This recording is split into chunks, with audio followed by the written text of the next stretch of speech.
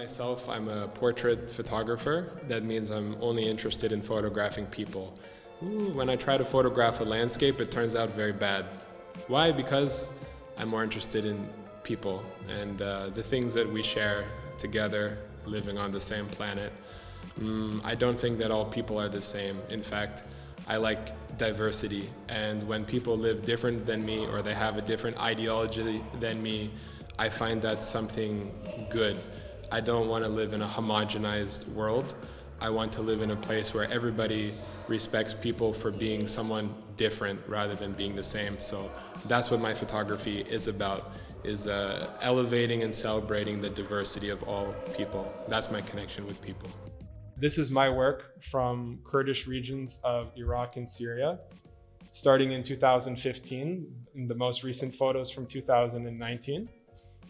This is an ethnographic or cultural project about Kurdish culture and Kurdish fighters. So the history of the Syrian civil war is very interesting, but what this project is about is the cultural renaissance that Kurds experienced themselves when they had to organize themselves as an ethnic minority, fighting against not only a nation state, but radical jihadist groups that wanted to do genocide on them.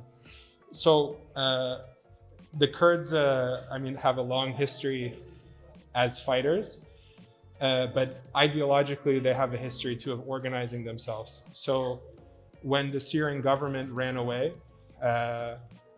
from their regions, they kind of sprang up and they took control of the power structure themselves. So on one hand, they had a really hard time fighting those radical groups. But on the other hand, they could be themselves as Kurds. They could speak their language in public. They could wear their cultural clothing and have other motifs of cultural expression.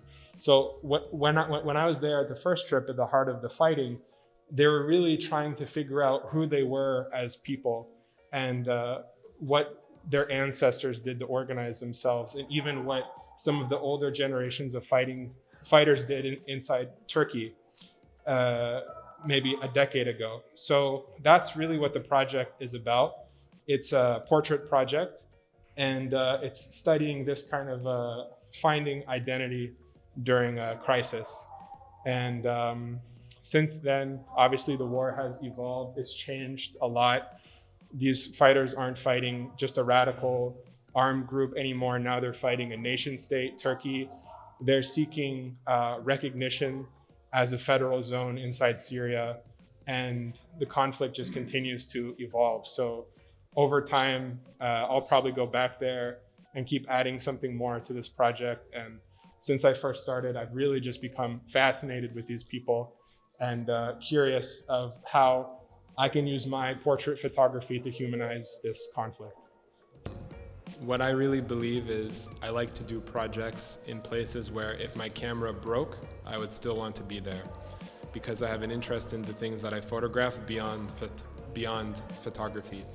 So of course, I want to photograph things. Technically speaking, I use my camera to do a very good job, and to even use my camera in a stylized way, in a completely thoughtful way, using light and tonality.